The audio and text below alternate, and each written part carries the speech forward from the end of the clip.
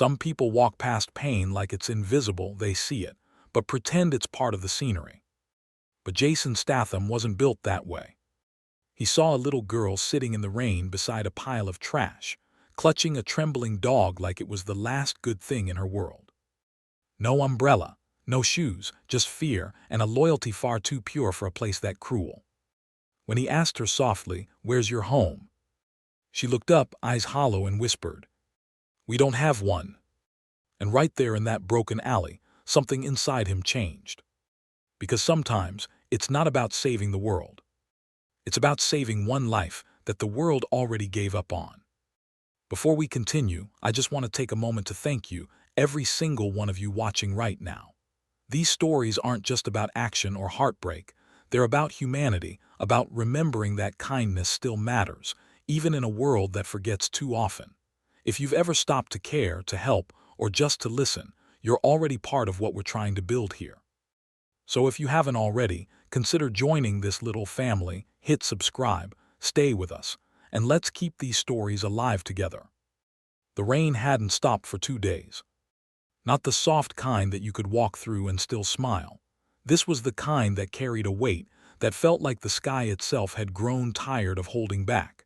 It soaked through everything, jackets, walls, even spirits. Jason Statham walked with his collar turned up and his head low, boots slapping puddles as he crossed the narrow street between flickering lamps. It was late, close to midnight, and the city had that heavy silence it only gets when everyone decent has gone home and everyone dangerous has just woken up. He just finished a double shift at the docks. His hands were raw, his shoulders heavy. Life hadn't been gentle to him lately, but he didn't complain.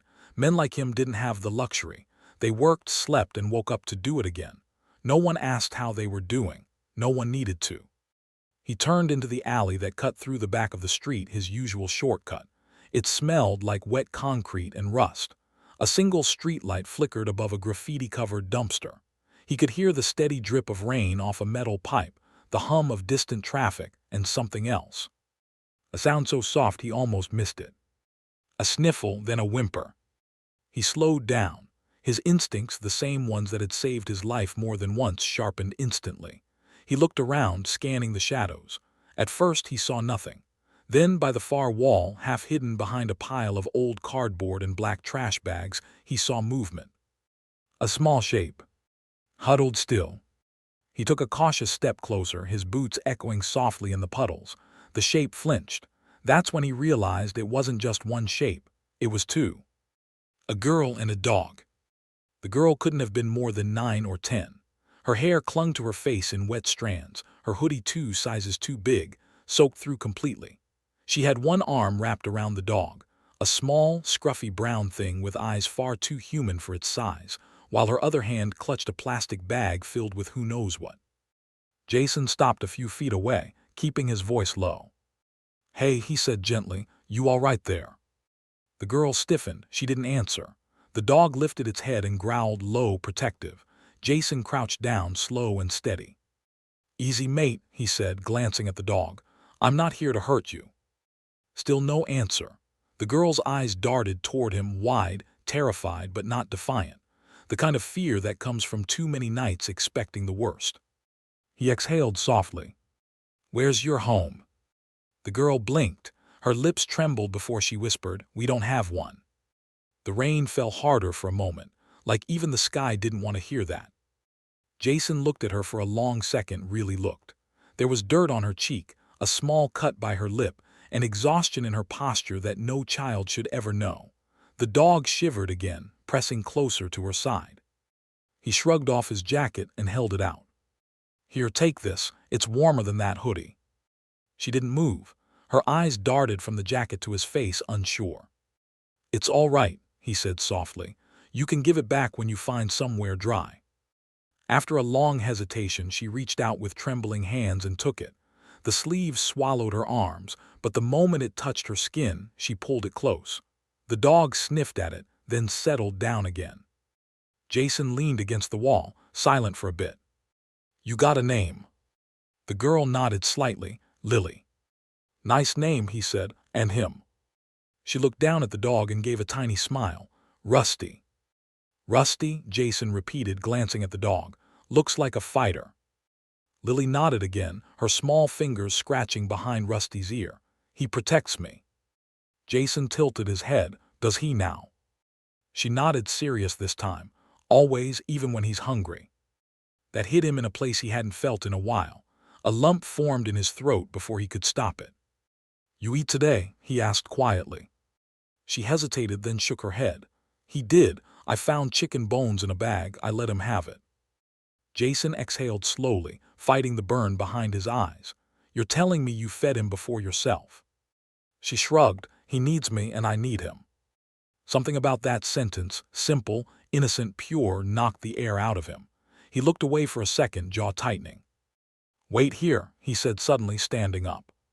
Lily tensed. Where are you going? He turned back with a faint smirk. Relax, not far. He jogged out of the alley, crossed the street to a 24-hour corner store, and came back a few minutes later with a small paper bag. He crouched again, pulled out a sandwich, and handed it to her. Her eyes widened. For me. For both of you, he said, pulling out another smaller packet. Dog food. You share everything, yeah, so I brought something for him too. She stared at the bag like it was treasure. Her hands shook as she unwrapped the sandwich and took a bite. Rusty ate beside her, tail wagging for the first time. Jason watched them in silence, rain dripping off his coat. Something about the way she held that sandwich, slow, grateful, like she didn't want it to end, broke him a little more. You been out here long? He asked quietly. She chewed slowly, then swallowed. A few days. Where are your parents? Her eyes dropped to the ground. The rain filled the silence between them. Then softly she said, Mom got sick. We were staying at a shelter, but when she didn't wake up, they said I couldn't stay without her. Jason's chest tightened. No relatives. She shook her head. They said someone would come for me. No one did. He looked away, jaw clenched. He'd seen a lot of messed up things in his life, but this kind of neglect, that was a different kind of cruelty. Where do you sleep? She pointed toward the dumpster. Behind there, it's dry mostly. Jason looked over. There was a stack of flattened cardboard boxes, a couple of plastic bags, barely enough to keep the wind out. He felt a surge of anger rise, not at her, not even at the world, but at the sheer injustice of it. A kid, alone, forgotten, trying to protect a dog when she couldn't even protect herself. He took a deep breath, forcing his voice steady.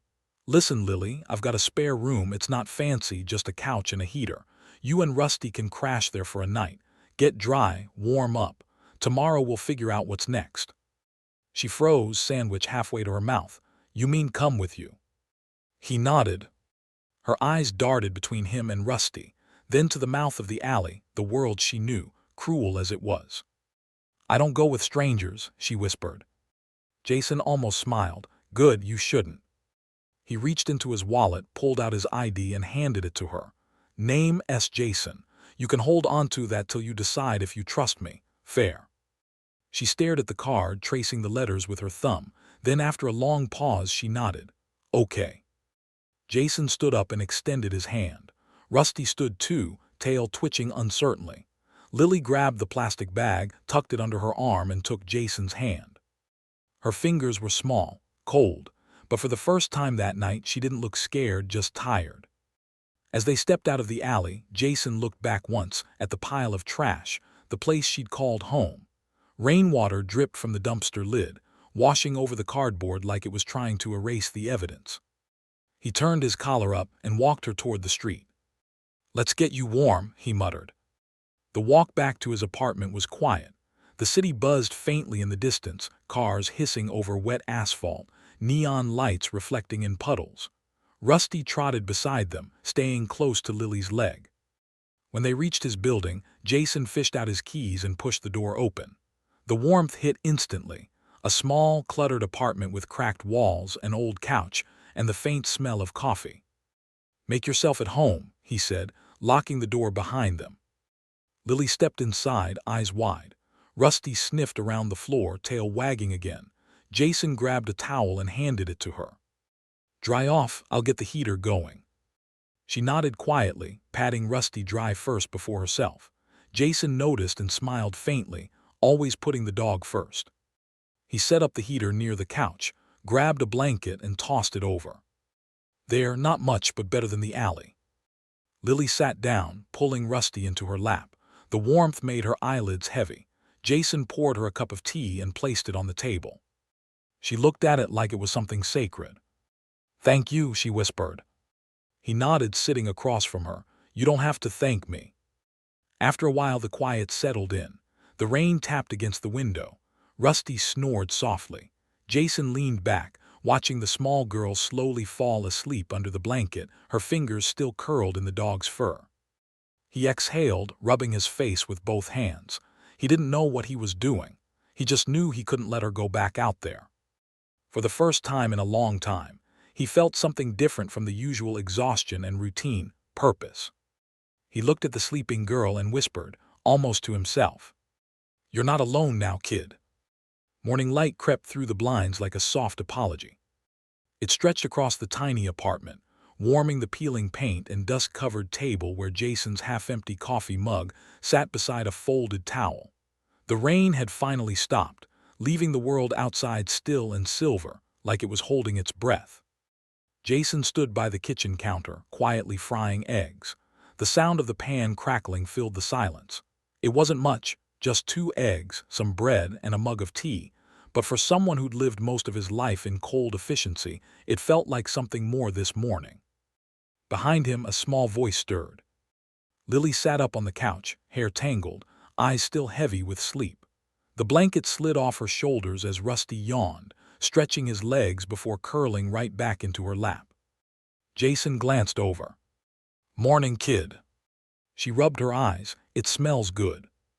He grinned faintly. "Don't get too excited, it's just breakfast, not room service." Lily smiled, small but genuine, and that tiny curve of her lips lit the whole room better than the morning sun. Jason slid the plate toward her. "Eat up." She hesitated for a second, glancing at Rusty. He raised a brow. "Don't tell me you're feeding him first again." She bit her lip, guilty. "He's hungry too." Jason sighed but couldn't help smiling. He cut half the bread and tossed it onto the floor. "There, he eats with you, deal."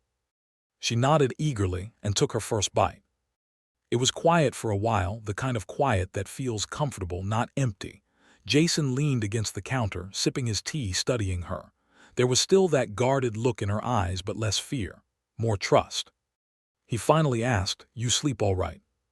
She nodded, chewing slowly. "It was warm." He smiled. "Good, that's how it's supposed to be." For a moment, the world felt almost normal. A man, a kid, and a dog eating breakfast in a rundown apartment that somehow felt more like a home than most places Jason had lived. But reality doesn't stay soft for long. A knock came at the door. Sharp, official. Jason's jaw clenched. He wasn't expecting anyone. He walked over, peeked through the peephole. 2 people standing stiff in the hallway. One wore a city badge. The other held a clipboard. He opened the door halfway. "Yeah, Mr. Statham?" the woman asked politely, though her eyes immediately darted past him, scanning the apartment. "City Welfare Services. We received a report that a minor was seen staying here overnight." Jason didn't move. "You spying on me now?" The man beside her, younger, nervous, cleared his throat. "Sir, it's standard procedure. We just need to confirm her safety." Jason's voice dropped an octave. "She's fine." That tone, calm but dangerous, made the younger one take half a step back. But the woman didn't flinch. "May we come in?" Jason hesitated. Behind him, Lily froze on the couch. Rusty stood up, growling softly. He exhaled. "Yeah, come in." They stepped inside. The woman smiled kindly at Lily. "Hi there, sweetheart. My name's Anna. What's yours?" Lily hugged Rusty tighter. "Lily." Anna crouched to her level. "That's a lovely name. Is this your dog?" She nodded.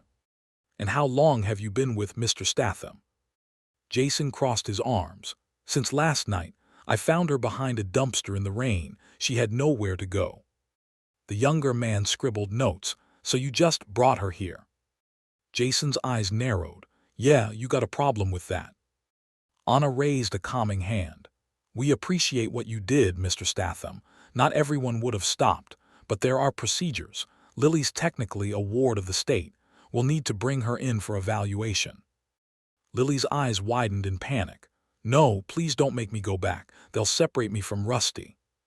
Rusty barked sharply, as if he understood every word. Jason stepped between them. "You heard her, she's not going anywhere." The room went still. Rainwater dripped faintly from the gutter outside. Anna straightened. "Sir, please, it's not safe." Jason cut her off. "You think living behind a dumpster was safe? She's dry, fed, and warm here. What's unsafe about that?" The younger man shifted uncomfortably. "It's not about that, sir. It's about the law." Jason's voice was a low growl now. "The law forgot her first." Silence. Even Anna didn't have a quick answer for that. She finally sighed. "Look, I get it. I do. But I can't just pretend I didn't see her here. Give us a day or two, let me talk to my supervisor. Maybe there's a way to keep her with you temporarily." Lily clutched his sleeve. "Please, Jason, don't let them take me." Jason knelt, meeting her eyes. "I won't, you hear me?" She nodded, trembling. Anna looked at them both, then at the dog. Her voice softened. "Just stay put, all right? Don't make this harder than it has to be." They left a card on the table and walked out quietly. Jason locked the door behind them, leaning his forehead against the wood. He muttered under his breath, "Bloody system." The next few days blurred together. Jason called around, trying to find someone who'd help, a shelter that wouldn't split them up, a lawyer who'd listen, anyone. Most calls ended the same way. "I'm sorry, sir, but without guardianship papers, there's nothing you can do." Meanwhile, Lily tried to stay out of sight. She spent her days helping around the apartment, folding laundry, feeding Rusty, watching cartoons quietly while Jason was at work. But every time someone knocked on the door, her body tensed. The fear never really left. One night Jason came home later than usual. He was soaked again, the rain had returned, and he found her sitting on the floor, drawing on a piece of cardboard. Rusty snored beside her. He crouched down. "What's that?" She looked up, smiling shyly. "It's us, you, me, and Rusty in a house."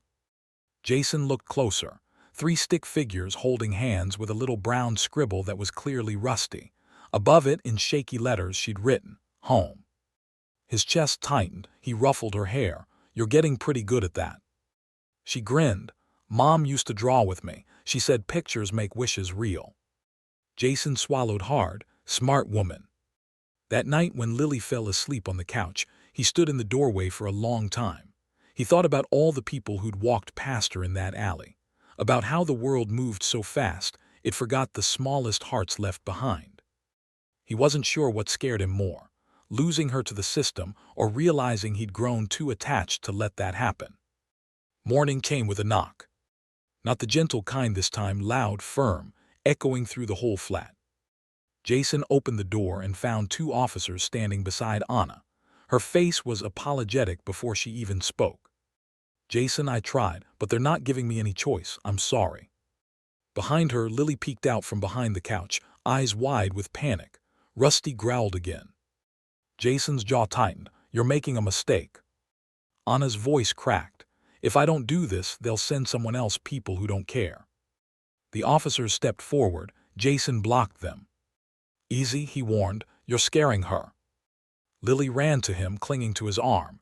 "Please, don't let them take me." Anna looked torn apart. "It's temporary, sweetheart, just until we sort things out." Jason's heart pounded. He looked down at Lily, the fear in her eyes, the same fear from the alley. He turned back to Anna. "Let me come with her." Anna hesitated. "That's not." "I said let me come." Something in his voice, that unyielding promise, made her pause. She nodded slightly. They rode in silence. Lily's small hand clutched his the whole way. Rusty sat in her lap, whimpering quietly. At the welfare office, they were led into a small, sterile room that smelled of old paper and coffee. A man in a suit sat behind a desk, flipping through files without looking up. "Mr. Statham, you understand this child isn't your legal responsibility." Jason leaned forward. "Yeah, I understand that. What I don't understand is why you're treating her like a file instead of a person." The man finally looked up, unimpressed. "We have procedures for a reason." Jason's voice dropped. "And how many kids slip through those procedures every day?" The man sighed as if bored. Look, sir, she'll be placed in temporary foster care. You can't just pick her up off the street and play hero. Jason's fists clenched. I'm not playing anything. Before he could say more, Lily spoke up, her voice trembling. Please don't separate me and Rusty. The man blinked. Pets aren't allowed in most foster placements. Jason stood. Then she's not going. The tension in the room thickened. Anna touched his arm. Jason, please. But then something happened that stopped everyone. Lily stood on her chair, holding the drawing she'd made. She placed it on the desk, sliding it toward the man in the suit. This is my home, she said softly. He's my family, you can't take him away. The man stared at the childish drawing, 3 stick figures and a dog under a roof, and for a second his face softened. Just a second. Then he cleared his throat. We'll review her case. Jason exhaled, jaw unclenching. Anna gave him a quiet nod. Let me handle it from here, just give me some time. He looked at her, then at Lily. I'll wait outside. As he stepped into the hallway, the tension drained from him all at once. He leaned against the wall, rubbing his temples. For once in his life, he felt powerless, not because of fists or guns, but because the fight wasn't physical. It was against paperwork, rules, people who couldn't see hearts through forms. After what felt like hours, the door opened. Anna stepped out, smiling faintly. They're giving temporary custody. You'll need to check in weekly, but she's staying with you. Jason blinked. You're serious? She nodded. Sometimes the right story changes the wrong system. He turned to the door. Lily ran out, throwing her arms around him. Rusty barked happily. He hugged her back, his voice low. Told you, kid, you're not alone now. That night back in the small apartment, they had dinner, real dinner this time. Jason cooked pasta. Lily laughed when Rusty tried to steal a noodle. The air felt lighter, warmer. As they ate, Lily looked up suddenly. Jason. Yeah. She smiled softly. I think Mom would have liked you. He froze for a second, then nodded, his throat tight. Yeah, I think I would have liked her too. The rain started again outside, soft, steady, but this time, it didn't sound lonely. It sounded like home.